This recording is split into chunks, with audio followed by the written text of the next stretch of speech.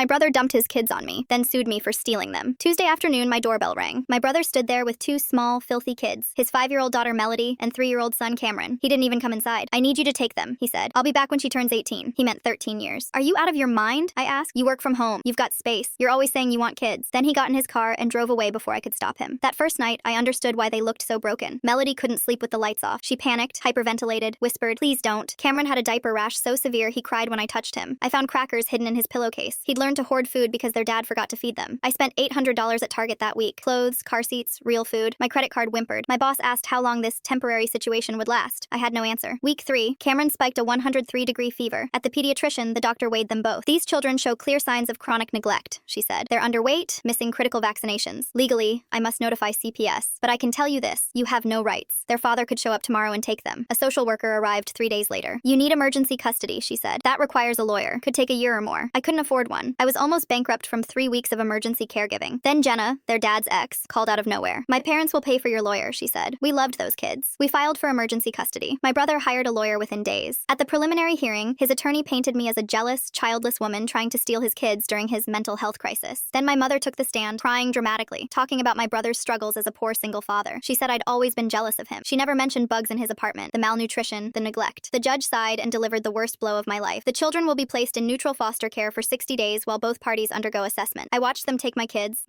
out of the courtroom. Melody screamed, reaching for me. You promised, she cried. Cameron went silent. That blank look, the one he used when he'd learned crying, didn't help. 8 weeks in foster care destroyed them. Melody stopped asking when she could come home. Cameron stopped talking. At supervised visits, they sat stiff, expecting disappointment. Each week, I watched them shrink. Then came the turning point. The private investigator Jenna's parents hired arrived with a 2-inch thick file. Inside, my brother had $40,000 in gambling debt. He was running from collectors. Kids would make him easier to find. He'd been collecting government benefits for the kids the entire time they lived with me. Over $1,200 a month, fraudulently. He threatened their biological mother 2 years earlier, telling her he'd have her arrested if she came back, so he could collect higher single-parent benefits while his kids starved. It was a blueprint of calculated abandonment. The final hearing was a different world. The investigator laid out everything like a crime scene. Gambling debts, benefit fraud, documented threats, photos of neglect. Then, shockingly, my mother stood up. I need to withdraw my support, she said through tears. I was wrong. My daughter should have custody. The judge took 15 minutes. I am terminating the father's parental rights due to abandonment, ongoing neglect, and financial exploitation. Permanent custody is granted to the aunt. My brother didn't argue, didn't fight, didn't even look back. He just walked out of the courtroom and disappeared, again, without trying to see his children one last time. I got them back that afternoon, 18 weeks after the day he detonated my life. That was 2 years ago. I'm broke half the time. My career stalled, my social life evaporated, but everything I lost was replaced by something real. Last week, Melody drew 3 stick figures in front of our house. That's our family, she said. During a thunderstorm, Cameron crawled into my lap and whispered, I'm glad I live with you. You don't forget to feed us. 2 years ago, my brother rang my doorbell and walked away from his children. And somehow, in the wreckage he left behind, we built a home.